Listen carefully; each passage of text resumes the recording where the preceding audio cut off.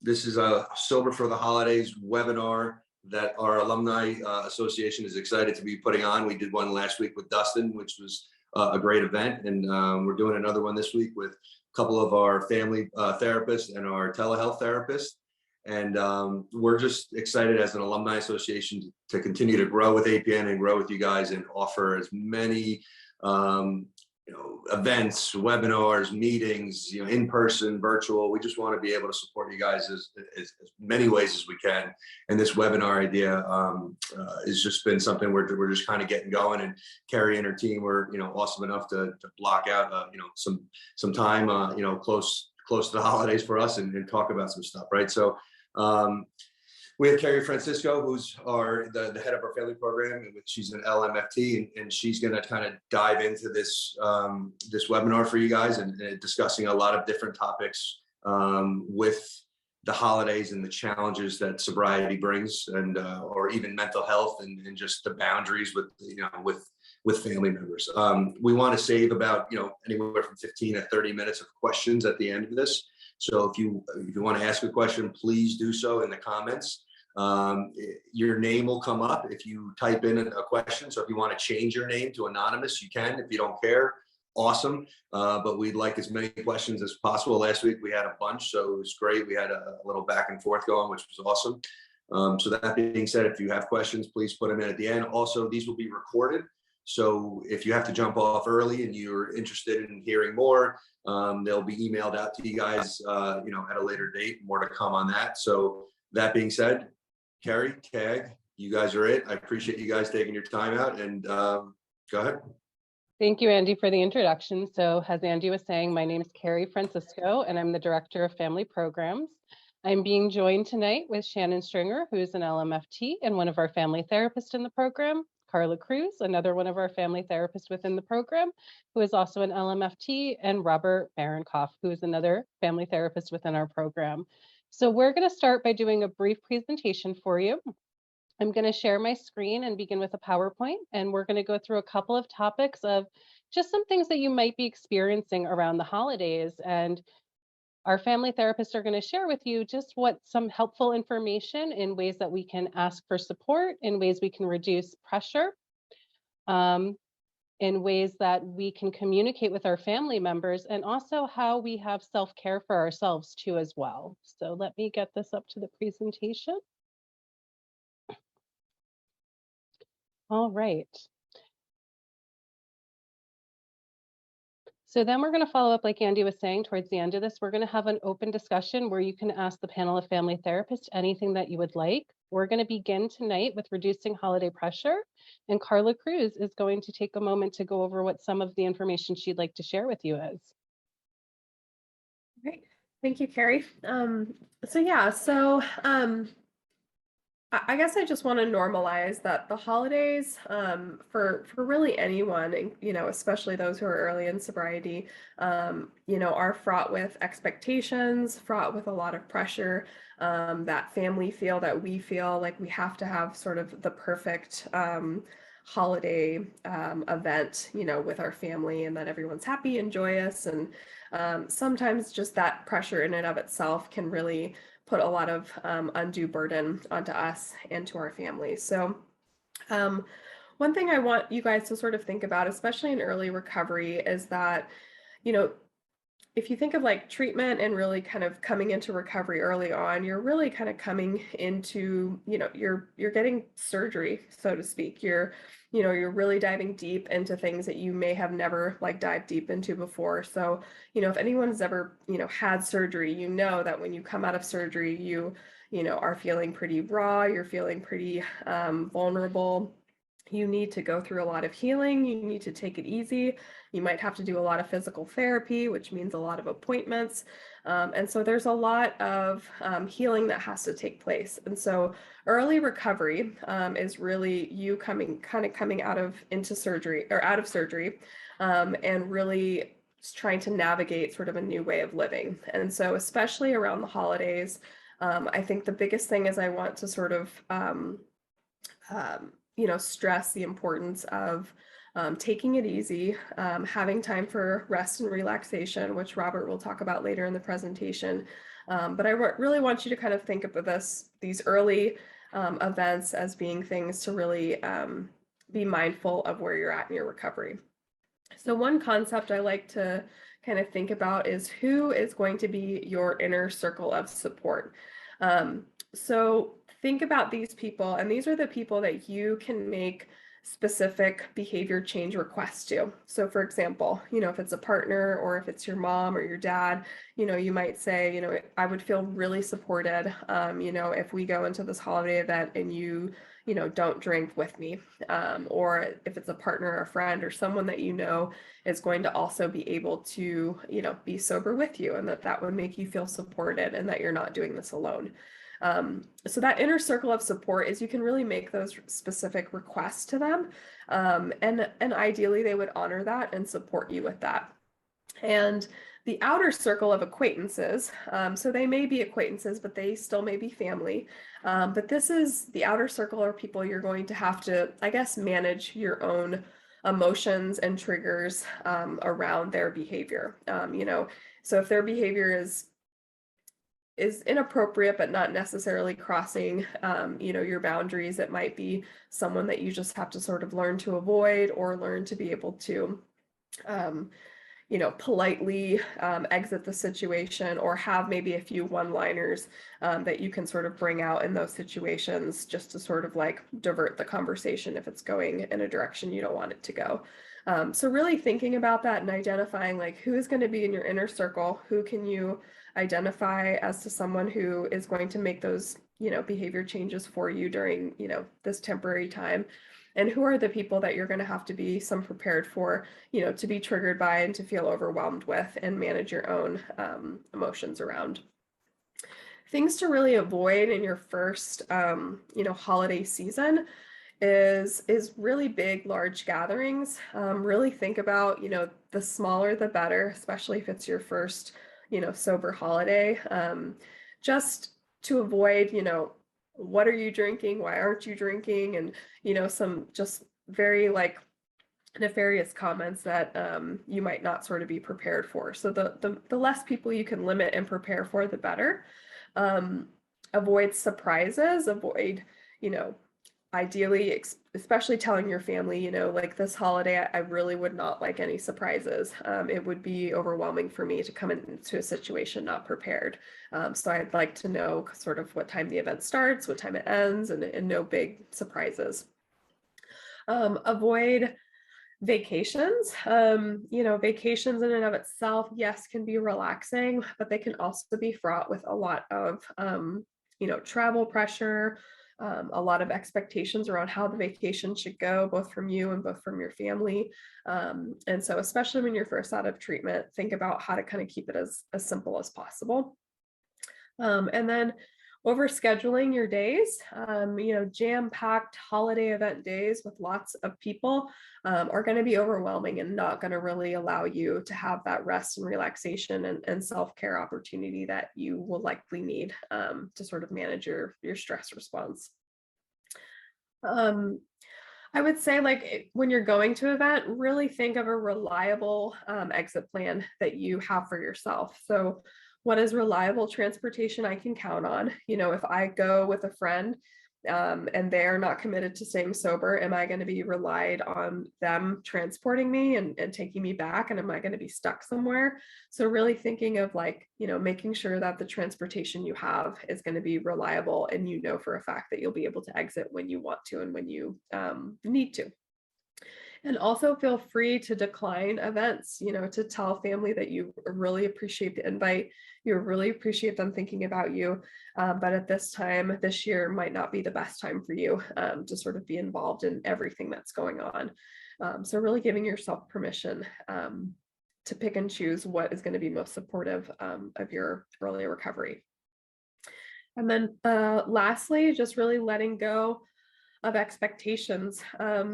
Again, Robert will talk a little bit more about this around mindfulness, but just really practicing being in the moment and not having, any expectations, good or bad, saying this is going to be horrible or this is going to be amazing. It's something that can lead to what they say, like, preemptive resentments when we have expectations. And so it's really important to just sort of come into the experience and really experience it for what it is. Right. Well, I'm going to now pass it on to my colleague Shannon, who is going to be talking about preparing visiting for family members. So thank you. Thanks, Carla. Really just talking about preparing visiting family members for the holidays, I think it really comes up with different dynamics that maybe we've thought of, but maybe we haven't. I think one of the first things is really discussing with our family, what are our holiday expectations? When we have family coming to visit us, we get to set those boundaries. We get to set those parameters. So what type of holiday expectations do you have? And what type of celebration would you prefer? And really beginning to engage and discuss this with your family members is extremely important. A lot of times around these certain holidays, alcohol does become a focus. And when family comes in and you're hosting the celebration, you get to determine what that celebration looks like. So inform your family that the celebration will be sober. Inform your family that the focus will be on creating, as we're going to talk about, new traditions to bond over instead of using alcohol to kind of be that cohesion. And creating new traditions.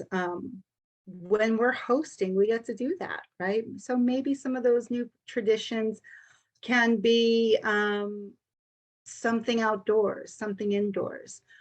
These old traditions that have been in the past may not serve us anymore.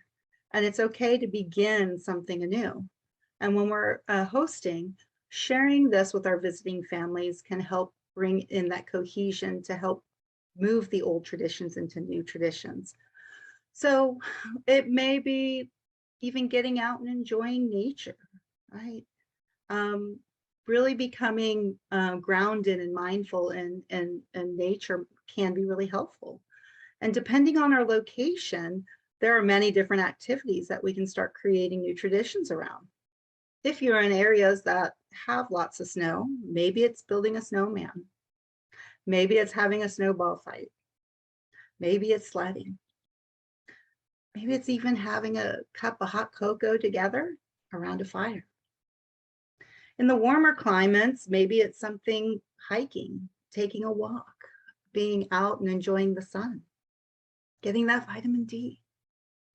Maybe it's playing sports, getting a good old football game with the family might be what we need to really get that energy out and create connection. Whatever it is, it could just be getting out and just breathing in the fresh air with one another. One of the things that I know that we like to do is really baking. Have a cookie decorating party, right? Make that a tradition. Really embrace that time that we can have with one another, because really that's what we're getting at within the holidays. So this really does go along with creating, an alcohol-free zone, especially in early recovery. Remember, we're taking those old traditions that don't serve us anymore. We're creating new, healthier ones. We also really need to kind of keep aware and be aware of the holiday stress. As Carla said, there are holiday stresses, especially around the expectations. And really discussing that with our family, I think, is imperative. One of the big ones that comes up is gift giving, right? And I heard Carla say that the perfect, holiday event and even the perfect gift giving, right? That's a stressor. I was looking at a poll. The American Psychological Association did a poll around the holidays, and it showed that 69% of people report increase in stress over the holidays due to lack of money. 69%. And in another poll, 51% of people felt pressure to get or give gifts. Think about that. How often have we stressed about getting the perfect gift for someone?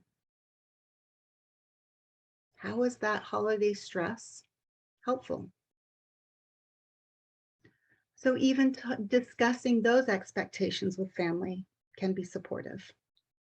Maybe creating a budget, discussing a budget with family. How much can we afford to spend? Maybe even doing something like a white elephant exchange. Getting one gift, whatever the budget can be, and only focusing in on that, and then having the whole family really embrace that and get around it and have the experience of gift giving with less stress. So we also want to be clear with our family and with ourselves about where we are at emotionally. Holidays are joyous and happy. There's food, fun, laughter all around, right? The reality is the holidays can fill us with all sorts of emotions. We need to be realistic about where we are at. We need to be realistic about where we are at and discussing it with our family so we can come up with a self-care plan and they're fully aware of what we need at that time. So there are many reasons why the holidays aren't so joyous. Holiday stress, which I had talked about previously, even grieving, sense of loss. So even sharing this with others will allow us space to temper those expectations and allow ourselves to fully engage. We also want to maybe share what we've learned in treatment and how we're applying that with our family. Really sharing with them what we have learned, how we are taking care of ourselves. The tools in our toolkit can really help our families understand where we're coming from. When we're explaining where we are emotionally, when we're setting these boundaries, when we're talking about these holiday expectations and so on and so forth, really tailoring that and sharing what we've learned can help give our families an insight with what we're doing. And also on a side note, we're also sharing that knowledge with them. That can really change a family system as well. We also want to know our own limits. And I think knowing our own limits is one of those things that may be a little bit of a struggle, but not only knowing our own limits, but sharing those. So we want to check in emotionally and know what we need and what we don't need, right? Check in with ourselves physically. Are we having some of those symptoms of increased anxiety, especially around holiday season? Are we battling with insomnia, headaches, irritability, stress, tension in our muscles, digestive issues? Really kind of focusing in on those parameters and then knowing how to set our limits. So maybe it's about sharing with our family a certain time limit that we can be around them. Maybe it's about even sharing what we can and can't do at that time. And maybe it's even sharing with our family what we will do when we do become overwhelmed or we do need a minute.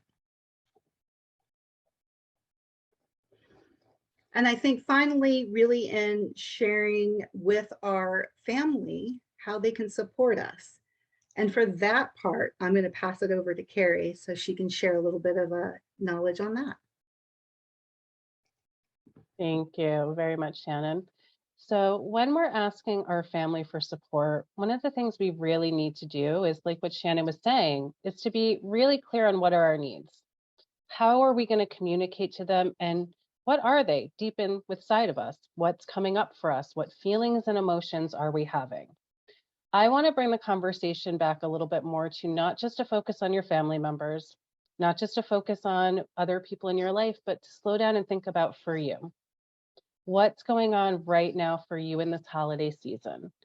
And the reason why I'm asking that and wanting everyone to reflect a little bit is if we hold on to emotions and we choose not to verbalize them, those feelings escalate. And when they come out stronger than we intend to, unintentionally.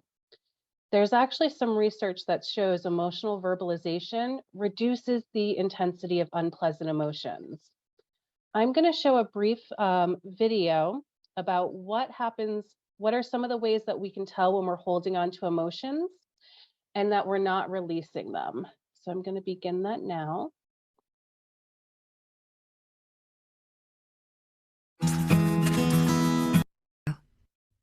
Have you ever put dry ice in a bottle? As the CO2 turns into gas, the bottle gradually expands with pressure until, with a sudden, the bottle explodes. And bottling dry ice is exactly like bottling up your emotions. There's a time limit before the metaphorical bottle explodes. And it can be hard to release the pressure. The first step in properly processing your emotions is to recognize that you're closing yourself off from them. So, here are 6 signs you're bottling up your emotions. 1. You rarely yell or cry, but you can erupt over small issues. Let's say your partner drops a cup and breaks it while washing the dishes, and you suddenly feel your blood boiling with this overwhelming anger. Your outburst over this relatively minor issue can be a sign of deeper, more suppressed troubles in your relationship or personal life. In a study by the University of Texas, researchers had one group of subjects watch horrifyingly disgusting film scenes while suppressing any reaction or emotion they felt. Afterwards, the first group was significantly more aggressive than the second group of subjects who were allowed to express themselves. The study, published in Social, Psychological, and Personality Science, shows how bottling up your emotions can actually make them more powerful. 2. You distract yourself whenever you start to feel uneasy. Do you find yourself mindlessly scrolling through Instagram or guilty binge watching hours of The Good Place? A telltale sign of suppressing your emotions is avoidance. You engage in self-destructive behaviors like drinking or smoking. You try to escape by watching TV, playing video games, or even oversleeping in order to avoid thinking about how you feel. 3. You feel like you're a different person around others than you are by yourself. Bottling up your emotions can create a divide between who you think you are and how others see you. You might feel exhausted, anxious, or jaded in private, but your friends may see you as confident and calm. In fact, you may even be the clown of your friend group. If you avoid expressing yourself, you may feel like you have 2 separate faces and that no one truly knows you. Perhaps you're not sure yourself who you are. As activist Bryant McGill states, to know yourself is to love yourself and to welcome and love all the emotions that come with you. 4. You often feel uncomfortable around highly emotional people. If you suppress yourself, you might think that crying or screaming is embarrassing or bad, but more subtly, you'll just feel uncomfortable around highly emotional people who visibly express their emotions. You might struggle with how to react or how to offer comfort to them in their time of distress, especially if emotions hold a sort of stigma and pain for you personally. 5. You experience life from a third-person perspective. Maybe you're at the mall with your friends and everyone is laughing and joking around, but you feel as if you're observing the fun rather than fully engaging in it. You feel distant from others. You may also find intimacy difficult and have only a few close friends. By bottling up your emotions, you distance yourself from how you feel. It makes not only anger and sadness harder to express, but also expressing happiness and joy. And 6, you avoid confrontation and never address the cause of your emotions. Perhaps you feel powerless over your own life. You're unable to think deeply about your emotions, nor can you talk to others about how they make you upset. Even if you bottle your emotions, you can still feel angry and sad, but instead of finding the cause of the negativity, you numb yourself to the pain. You fear any sort of confrontation and you avoid your emotions just like you avoid emotional people. Psychologist Perpetua Neo explains that emotions shouldn't be so fear-inducing. They exist for a reason. In fact, she calls them our first intel in a war, because they're often a sign that something is wrong and needs fixing. You can learn to let in your emotions and use them to identify changes that need to be made in your life. So, did you recognize any of these signs in yourself and how you connect with others? So what I really liked about this, and something I just want to build on a little bit, and they really did give you some really good cues of when we're holding in emotions, what those feelings are doing for us, what they look like. But another thing I want everyone to think about a little bit too is think about our own somatic responses we have at times. Our body really gives us almost a fire alarm warning when we're uncomfortable with something. I know personally for me, and if any of you have done family therapy with me before, I've shared this, like, I know this isn't easy. Asking you to share emotions and families with your family members is very difficult. It's even difficult for me as a trained therapist to always jump in and share my feelings and emotions. But I also know when I'm holding them in, the response I have in my body is right here in my chest. It starts to just tighten up. It starts to feel like I have an elephant that is sitting there, and it is making it very difficult for me to breathe or swallow. When I start to have that feeling, it gives me a moment to really slow down and just think to myself, Karri, what's going on? What are you not addressing in this moment? What feeling are you having? What response is coming up? So I can slow down and decide how I want to interact with someone in this moment. It doesn't mean I have to share my feelings, but it doesn't mean I have to avoid it, but I'm making a conscious choice. One of the things for me that makes sharing my feelings a little bit easier is there's some science behind this. And so that really helps me feel connected and know that I can take this step. Because at the beginning, before I showed the video, I had mentioned verbalizing emotions can decrease the intensity. There's actually a reason for it. There's a response that goes on within our brain. So when we're feeling triggered around emotion, our amygdala is primed and ready to respond. Now, our amygdala is going to make a choice. Do I send this maybe to the hippocampus and go to fight, flight, freeze, or fawn? Is this something I send even to the reptilian brain, where that place comes from of our brain is set to give us cues to what we consider even positive interactions. And those are actually negative maladaptive behavior patterns we've engaged in the past. So at times isolation has probably made us feel really good. So is our amygdala going to send us to isolation? Is our amygdala going to send us to substances in the past have taken away some of these unpleasant feelings? Alcohol have taken away some of these unpleasant feelings. So do we want to give the amygdala that control? One of the things that there came a study in 2007 out of UCLA where they found when you verbalize a feeling, you actually decrease the activity within the amygdala. And then where that goes to is it goes to your prefrontal cortex. So your prefrontal cortex, to me, I think of it as an orchestra of a symphony. It's controlling all the different parts of your brain, and it's giving you the chance when you verbalize an emotion for you to actually take control. So your brain is not hijacking you. There is actually, when we verbalize an emotion, whether it's anger, hurt, sadness, joy, what we label pleasant or unpleasant emotions, we're actually putting the brakes on the amygdala a little bit and we're slowing it down. And how great is that to know that some of our unconscious feelings and responses, we actually have control over those. We get to decide.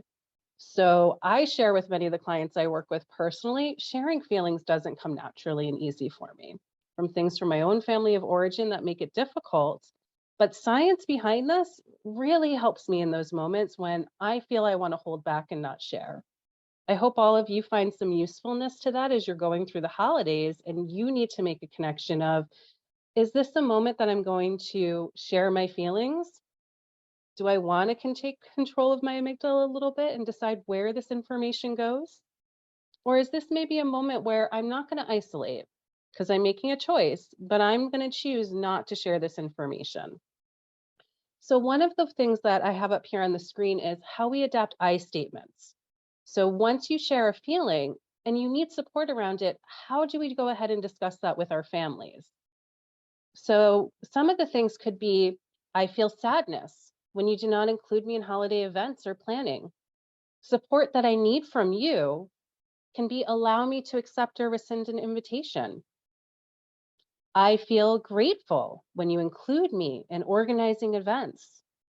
You can support me by continuing to seek out my input. I feel anxious when you place the focus of the event around my recovery. Support I need with this is for you to allow me space and to ask me how this will affect my recovery and give me a chance to respond. I know there was a part too in here where we were talking about, they mentioned in the video, avoiding confrontation. I hear confrontation and I immediately think conflict, just where my head goes. So when I think about that, I think of in the holidays, isn't that something we're trying to avoid the most? Conflict. But if we avoid that with our families, just like in that video, where if you leave the dry ice inside the bottle, it's going to explode and come out somewhere. Not all conflict is unhealthy. You should be allowed to verbalize to your loved ones what things are triggering you. You should be able to have space to say, I want you to attend a meeting with me. Or, you know what? Right now, I really appreciate your support, but I need my space to focus on my own recovery. And I really need you to place some more trust in me. I am reaching out. A lot of times I know with family members, they're looking for people to verbalize they're doing better. And it's to remind them, I'm trying to show you in my actions. This is a healthy boundary. That's what I'm communicating with you. And I also want everyone here to hear, you get to decide if you need space. If you're taking the space because you want to self-reflect and you want to connect, that's healthy. That's not isolation. You can verbalize that to your family members too, and let them know what type of support that we do need. And as we move on from here, Robert's going to really get into a little bit more depth and detail about what you do for yourself during this time of year. What type of self-care can you put in place for you? Thank you very much, Karri. Before I get into sort of the nuts and bolts of self-care, I'm going to actually start with a metaphor. This one comes from acceptance and commitment therapy, and it's called the unwelcome party guest. And the idea behind this metaphor is that we're inviting all these people, places, and things to our party, but there's one guest that we're really hoping won't show up. And the way that this works with our mind is maybe the thoughts and feelings that we hope to have are around happiness or love or joy, fun, curiosity, things like that. And we're really hoping that anger or sadness, as a couple of examples, won't show up. If we get like so focused on not letting anger or sadness show up as an emotion, or thoughts related to those emotions not showing up, then it's basically like we're standing guard at the door to not let those emotions in, but we're missing out on the rest of the party. We're missing out on life. And it becomes this really rigid response to the way that we live our lives. And so it creates a lot of difficulty because life is too dynamic to have rigid responses like that. We need to be flexible. And so the main thing that I'm going to talk about in my space here is going to be about how to be flexible with the way that we cope. The main thing that I want to talk about first is, we're talking about self-care. And the most important cardinal rule when it comes to self-care is focusing your self-care on you rather than on doing things to take care of other people. Basically, the way that this is going to work with coping flexibility is that most coping skills are going to fall into at least one of the following 4 categories. You are going to see some overlap between these categories. The first category is self-care. And this is basically asking yourself, what are some of the things that you do to treat yourself? It could be that you treat yourself by listening to music or playing games, whether that's playing a game just by yourself, like I like to play video games, or it could be playing games with loved ones. Self-care could also show up as, allowing yourself to have a cookie at that Christmas party. And that's one of the things that I want to emphasize is that self-care for every individual person is going to look a little bit different. There's going to be a lot of overlap that some people have between their coping skills and their self-care, and there's going to be some things that are unique just to you. Second category is seeking comfort. What I mean by seeking comfort is usually it's something that's external to you that is physically comforting or physically soothing. There's been plenty of research about how petting dogs or cuddling with animals actually lowers blood pressure. So that's one of the ways that I like to seek comfort, is spending time with my dog or with my cat. Other ways of seeking comfort, I believe that Shannon mentioned this earlier, would be like having a hot cup of cocoa. Or if you're in a warmer climate, then maybe iced tea. Other things that are physically comforting might be like soft blankets, a hot shower or a hot bath. Things that feel physically good that help you sort of relax is the main idea behind seeking comfort. Also thinking about loved ones in this situation. Sometimes what you really need in a moment for self-care is getting just a really, really nice hug. And then on the next page should be getting it out. Getting it out is all about taking all of this built up energy inside of you, which can be especially common if you're bottling your emotions, and finding a way to channel that energy outwards. The most commonly used example for this might be working out. Other examples could be playing sports. For some people, they like to listen to music and like sing along with the music. Another really great one would be laughter. For a lot of people, laughter is like this really incredible release, and it channels out a lot of energy. So watching something that you know is going to make you laugh, whether it's on YouTube or whatever streaming service you prefer.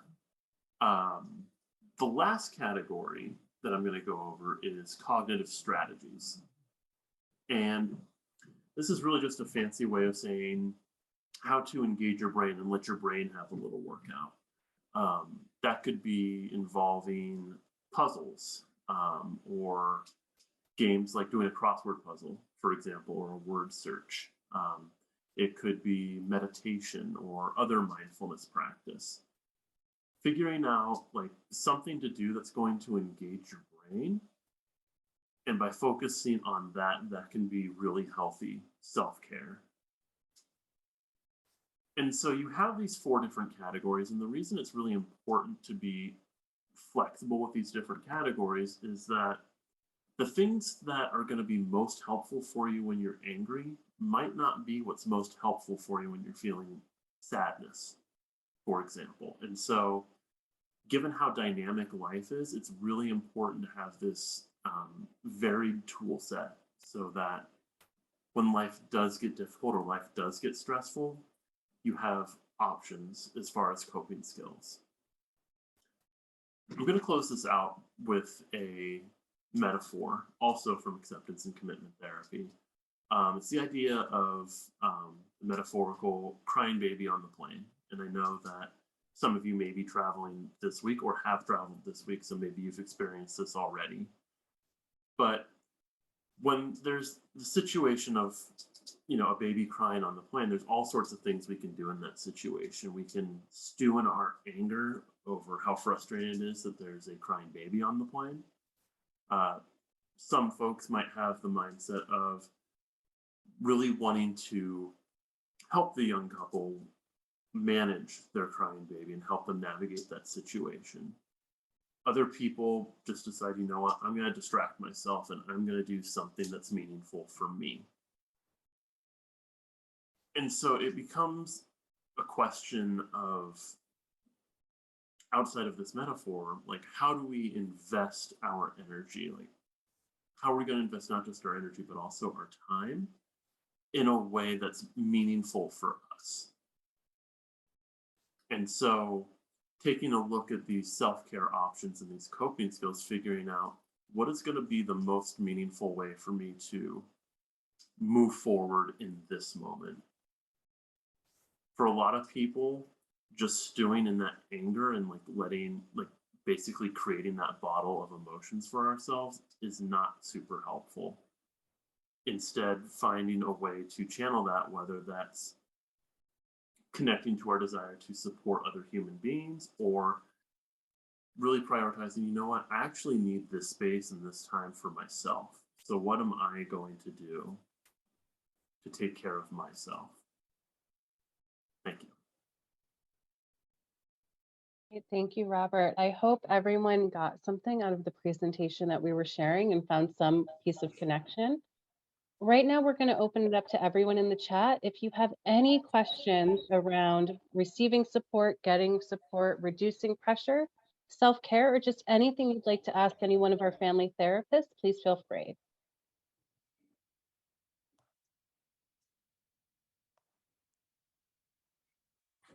Hey guys, that was that was great. I'm going to kick off actually the questions as somebody that's been in recovery for a couple of years, and some of the issues that that I've run into is I have quite a bit of a codependency kick that'll happen with me, right? And early on in recovery, I would set these plans when I would visit for the holidays, and I love my mother, but she's they would say an enmeshed mother, right? And she's very excited that her son's doing well. So we would have plans for Christmas Eve or whatever we were doing, and then we'd get there and the plans would explode in the first 5 minutes. Oh, well, I invited these other 40 people, and this is your aunt, and all this stuff, right?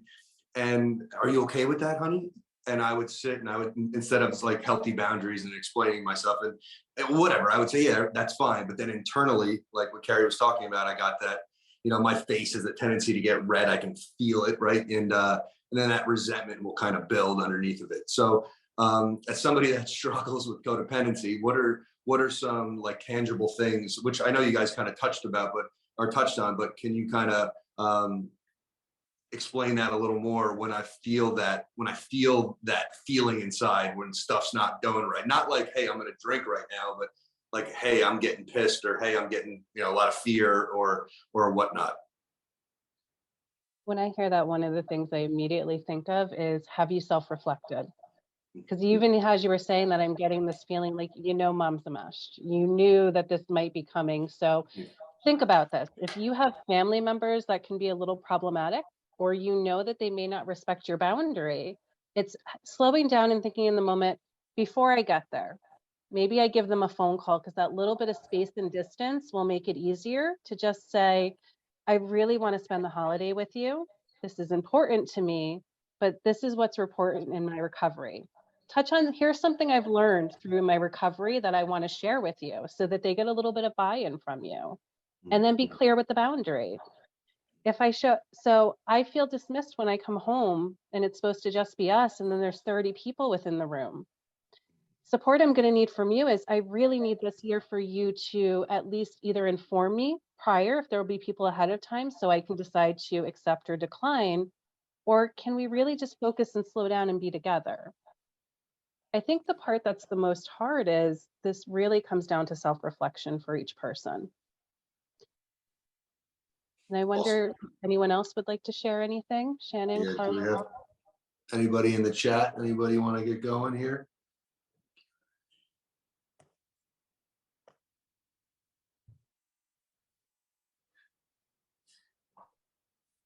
Well, Andy, you went with some self-disclosure. I can bring up some self-disclosure to see if it helps this conversation. I know for the holidays, I have an uncle who, when he comes over, is extremely pessimistic, just gets under my skin. It's like, we're here for the holidays and I want to celebrate. And every time we bring up a conversation, it goes to the negative. I knew this year, even then, it would get under my skin a little bit. And I do this for a living, so I should practice what I preach. So I did. I did exactly what I said to you. I slowed down and I really thought about it. I called him at a time that was appropriate, and I did it over the phone. Because I knew if I saw his face, I'm a natural inclination to run from conflict myself. So I knew if I saw his face, that was going to be a trigger for me. I'm aware of that. And I just told him, I really want you to be here. But I do notice at times when you start to bring up a lot of things that feel really negative, it affects me. So I feel that I take on a lot of your emotions, and support I need from you is this year is to not bring everything to the negative, or if you need to, hold some space for it and we can talk it through, but I need space for other people too. So it's finding those boundaries and communicating them with one another. Absolutely. Well, while we continue to wait, and hopefully people will ask some questions, one of the topics, now last week was a different topic, but it was around the holidays and some of the challenges that brings that came up quite a bit last week. And maybe you guys, again, you can kind of bounce around and I'll touch on this, is the aspect of when you're at that holiday party and somebody says, well, here's a drink. And, oh no, I'm driving, or the lie that comes, or the sarcastic response that might say, well, if I have that drink, the heroin's right there. And it's like, the self-deprecating that might come out, and the sarcasm, and just not being able to say no with a healthy, like, not confrontational, right? I think that question makes sense. But if you guys want to maybe touch about like just that conversation, or being firm but not being abrasive, in a situation that's, we got a question that popped up, so that might be something you guys want to touch on. I'd love to hear you guys. Yeah, I mean, I can, I guess, speak to that one a little bit. I think having some prepared answers ahead of time with regards to kind of what your comfort level is with regards to disclosure. I mean, it might be, oh no, I already have another drink, thank you so much. Or it might be, actually I'm, not drinking this at this holiday party, or just some sort of planned response that you can use, and that you feel comfortable with. And you might like rehearse it and practice it with like some of your support people. But I would definitely just anticipate people asking you and offering you drinks, and knowing sort of how you're going to respond that you feel comfortable with. And, so one of the sayings that I always sort of like, especially if someone sort of can't get rid of it, is, I'll have to think about that one. Yeah, thanks for that idea, or thanks for that feedback, and it really does like politely stop the conversation. So I guess that's Awesome. what I would Thank say. you. That's great. All right, well, let's dig into this first question that I saw was about loneliness, right? So it says, how do you handle loneliness during the holiday? It seems I get stuck from wanting to be alone and feeling lonely. I think one of the things you can do for that, you're aware of it. You can plan for it a little bit. Who is your support circle? Who can you say, I need some time with someone for the holiday? Who's a part of your recovery community that you can reach out to? I know not everyone has strong support circles and they don't have family to reach out to, but is there a meeting that day? Is there somewhere you can go to get a sense of community too as well?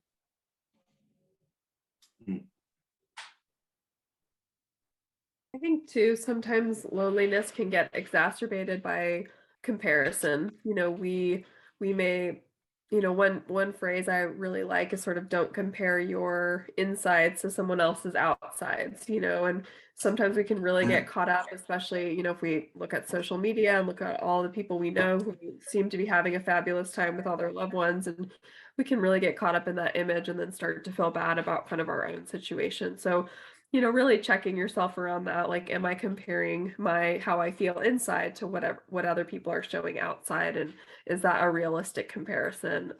And it might sort of help kind of check your internal process around that too. That's that Instagram problem, right? And the joke I would make with people that would, like, oh, I'm upset when I see all this stuff on Facebook or Instagram, and I would always, I mean, I'm not a therapist, you guys are the professionals, but I get the opportunity to sponsor men, and I would always, kind of say, well, is Instagram the problem, or like, let's self-reflect, look like what's going on internally that's making you, like, why is Instagram pissing you off that much, right? Or you're seeing, people holding hands and you're in a halfway house. But anyway, I digress. Let's get back to this Q&A. There's another one, which says, within my family, it's not okay to express emotions. Therefore, even though y'all are saying to express our feelings, the second I start to do this, my family becomes socially awkward and starts to isolate me. How do I deal with this? I think this is a really good place, Shannon, maybe for you to jump in with some of the information you have around some of this.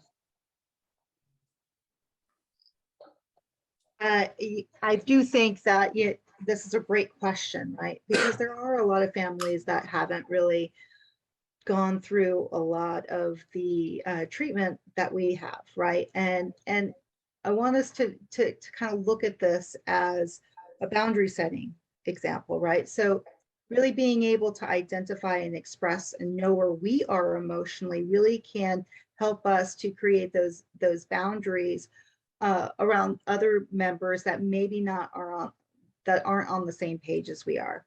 And we're doing this more to protect ourselves. Remember, that's really what a boundary is about, is just to protect ourselves from that. So checking in with ourselves, really knowing where we are, incorporating some of that self-care, knowing what we can and can't do to really protect ourselves within this environment, right? We can't change our family. That's not something we're trying to do. But what can we do to keep ourselves and our recovery at the forefront while not sacrificing our recovery per se, while keeping engagement with the family? And how do we protect ourselves in that? And I do think that that's an individual thing, right? That's personal. What are you willing to do when we're checking in and we're feeling a certain sort of way? What can we do to make sure that we're taken care of? I like how Shannon said that too, and it makes me think to what we had talked about during the presentation is confrontation is not always conflict. We get to tell our family members when we feel we're being dismissed, and it's not to try to change you, but I can tell you what my feeling and emotion is, and that's real for me. If you're going to shut it down, I can go to those feeling statements. I feel dismissed. I feel unheard. I feel sad when you don't allow me to communicate how I feel. And I think one of the things too that's really important is you can share information with them around research that this is what you need for your recovery. If they struggle with sharing their own emotions, that's okay. But they also need to get better at accepting that you're going to share yours. That is what you need, and that is okay. That is not creating unhealthy conflict. That confrontation with your family is really going to get you the support that you need. And that's when I talk about sometimes conflict can be healthy. That is a healthy form of conflict. I understand you're not ready to do this yet, but I need this.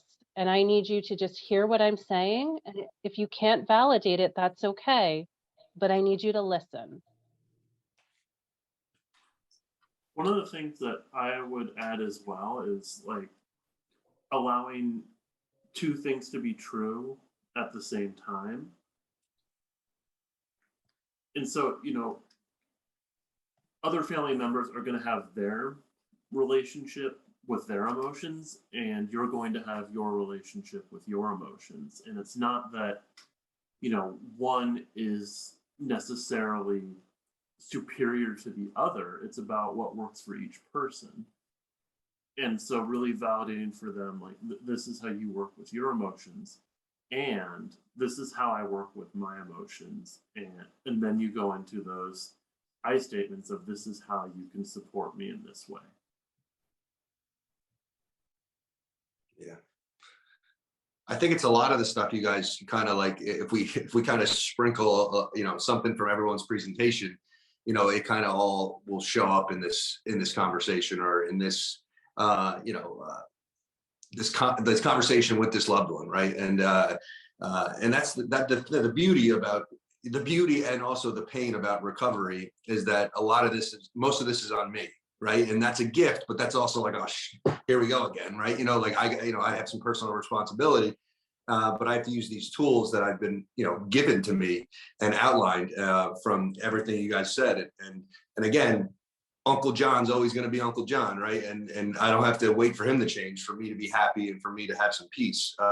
Now, again, I could do what Karri said and have a conversation with Uncle John beforehand and say, hey, back up, pal, right? More productive than that. But if I do some self-reflection and work on myself, then all of a sudden Uncle John's craziness isn't as crazy. Because he's probably going to be Uncle John, and I get to work on my reaction towards it. So that's awesome. I just want to have one thing on that too, because as family therapists, what we always want to point out and say is, this isn't just on you. This isn't just on any person in recovery. When we meet with families, this is all of you. This is relational. Everyone's responses have contributed to how you show up. So there is ownership and accountability. I'm never going to argue with that. And there is the place where you take that. But there's ownership and accountability for your loved ones. If they're choosing not to do the work and not showing up, that's their ownership. If they're choosing not to meet you in your recovery needs, that's their ownership too as well. So everything that occurs within a family is relational. So if you ever find yourself stuck with family therapist MFTs, we are systemically focused in coming in and working on the problem that we have right now. So when you come into family therapy, it's meant to be brief and episodic, and sometimes it's just to create those changes. If you ever find that you're stuck with a family member, that's a consideration to have too. Would having an unbiased party there be really helpful? Because sometimes it's only about 3 to 4 months and we can create enough wiggle room for change. And we're not meant to be in lives forever. We're not meant to show up and stay very long. Our whole goal is to get fired. And our whole goal is to get everyone to see the relational process of what occurs and how everyone plays into that. So we promote accountability, but I think also look further outside yourselves and see what accountability other people have as well.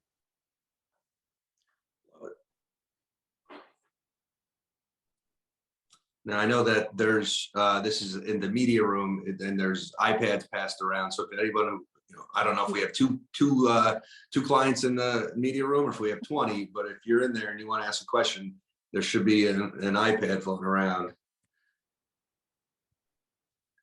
I'm just checking. Yeah, right now we are out of questions. I also think it's important to remind that our clients that are currently at the lodge right now, the holidays can be difficult too as well for you. Even though you are around support with other people, if you're communicating with your families, everything that we just said holds true for you.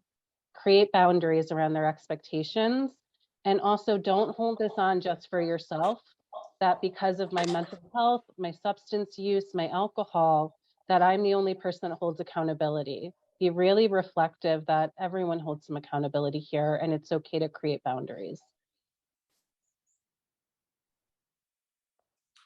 From the oh, here we go. Oh, from the AA world, right? I'm somebody that's active in the AA world. There's this slogan. It's like, hey, you have to what's my part in this conflict, right? What's my part? And something that I learned, and it took me a long time to learn this, is that if I get in an argument with Karri, over this webinar beforehand, maybe 80% of the argument's on me, and I got to own 80. But that doesn't mean the Karri's got to own hers, but maybe only 5% of it was mine. And it's about being able to assess and discern where I fell short, if I did it all. And then if someone else fell short completely, then I have to be able to be okay with that. But early on, it was like, well, what? That's on me. That's on me. That's on me. And it was like, whoa, pal, like get off the cross, and I had to be able to, and it took a lot of help from professionals, right, and sponsors to say, hey, in that argument, with that's 40% yours, own your 40, and let them own their 60, right? So that was something that I personally still deal with, and still, but was my first 2 years, it was bad for me, right? That's my fault. So again, I really hear what you're saying there, but that was maybe people on this call can relate to that as well. And I see here there's a question too about sharing the link for the video, which I will provide that to Anna, because that would be really helpful too. If you talk about holding in your emotions to families that don't want to show theirs too as well, show them the video. This is something I learned. Share what you're learning. You guys don't have to use it if you don't want to. I just want to share what I'm learning, because that also connects you to my recovery. I'm letting you in. So anytime you find something useful or knowledgeable within your recovery, within treatment, within therapy, share that with your family at your comfort level. Let it be their job if they're going to pick up the ball and join you. I just wanted to jump in with what Karri said, because I do think that that's really, really important, because just as Karri had said earlier, we're really used to this cycle that happens in our families. And even going back to the question where it was like, my family becomes socially awkward and they start to isolate, that really comes from probably generations of not being able to express. And families may not know how to bridge that gap. And, we have this information, we can give it to them, they can choose what to do with it. I always look at it that, yes, one person can influence the family system. We give them this information. One, it solidifies it with what we've learned by using different parts of our brain, by accessing and sharing it. And we're giving that information and letting our family either pick it up and run, because we don't know what to do. And now we have this great material where they can choose not to, and then we can set boundaries around that.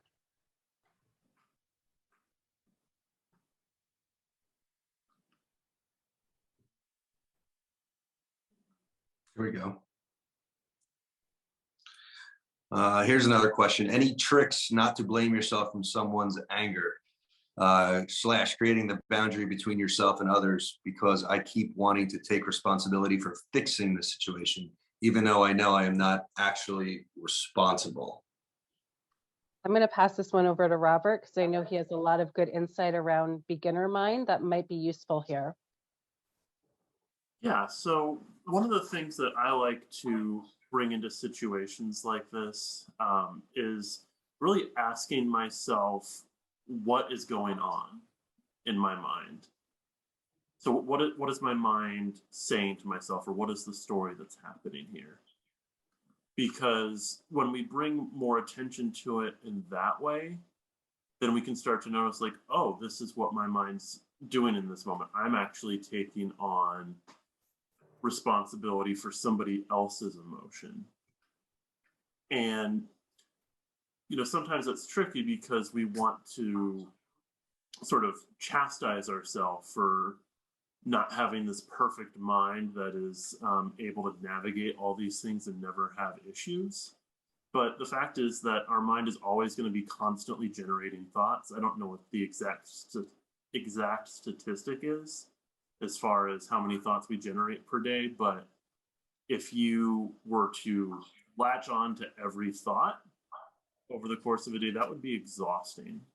And so it's really bringing a differentiation between having a thought versus buying a thought. Just because you have a thought doesn't mean that you necessarily need to follow it all the way to whatever conclusion it's trying to take you to. We do have this skill with some of our thoughts where a thought will pop up and you'll be like, no, I don't need to think about that right now. The tricky part is that the more intense thoughts are usually the ones that hook us more easily than others. And so it's about bringing the awareness to, well, if I can not latch on to some thoughts, then I don't have to latch on to this thought too. That doesn't mean that it's not important whatsoever, and catch yourself when you're buying that thought versus just noticing it. I want to build a little bit about what Robert was saying too, because as we have those thoughts, something that I got from one of my grad school professors when I began therapy, and it made me think of this as he was speaking, is we feel the responsibility for fixing. When we take that responsibility on for other people, the unintentional message we give to our loved ones and our family members is we don't believe they have the ability to do it.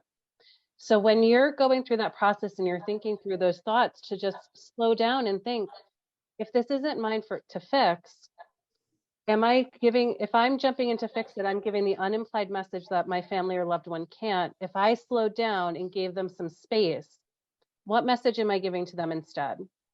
And I think how empowering that is to believe someone else can do something so that they can put that belief in themselves as well.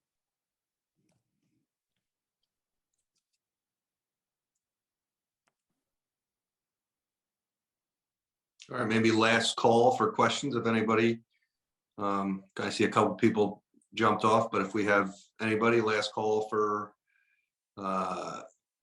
anything with our telehealth and our family therapists here, we'd love to continue to answer questions. If you have something that you don't want to bring up now, you could obviously email me and I can pass it on to this team right here and they can get back to you privately.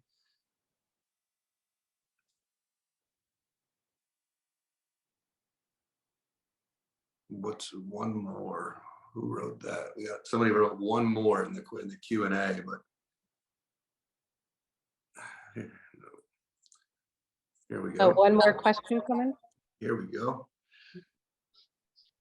One more question coming in. That's what okay, we'll give it a little hurry up and wait.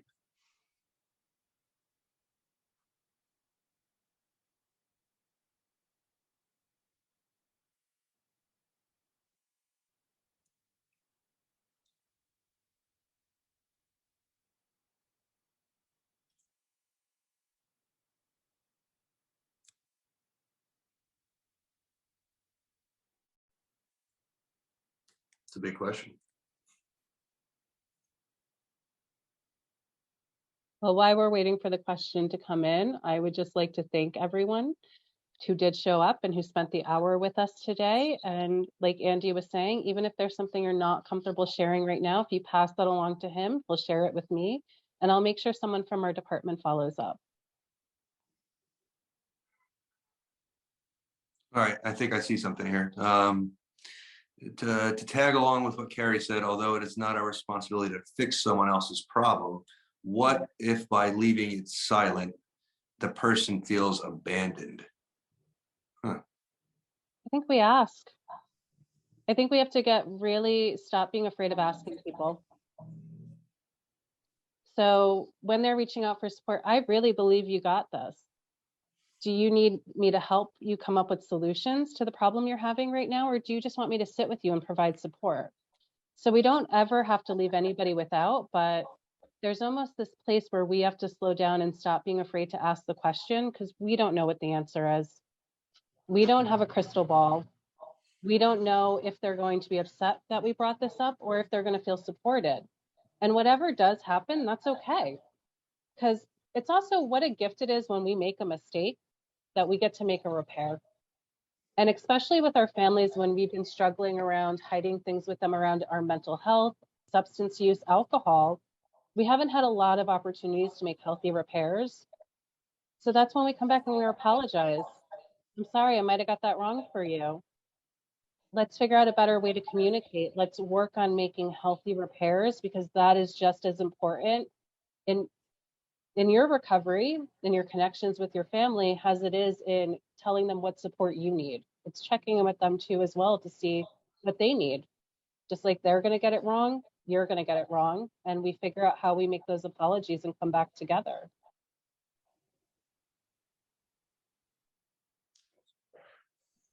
Anybody else want to jump in on that? Okay. Again, the Alumni Association is just, we're just grateful to be able to put this on for you guys. And we want to, again, thank Shannon, Carla, Karri, and Robert for, excuse me, for taking some time out of their day and jumping on here with us. And, you know, the holidays can be so awesome, and there's so much gratitude, and it's such a beautiful time, you know, of the year, and you spend time with family and friends, but it can also bring a lot of challenges. But you know, if we have support, we can kind of navigate through those challenges and get to the other side of, you know, just some of the, like I said, the gratitude that comes with, you know, the holidays with family and friends, and especially in being sober. Like, what a gift that is. So again, we thank you guys. If you have questions, again, you can email me, Karri, anybody on the call, and we can get you an answer on it. And again, this will be, it's recorded, so we will eventually have it we can send it to you. So if you like something, or you wanted to hear something again, or if you wanted to, hey, there's 2 or 3 people I was in treatment with that missed this, that really wanted to hear it, we can pass it along to them. So just communicate with us. That being said, again, one more thank you to the therapist, and happy holidays, everybody, and stay safe.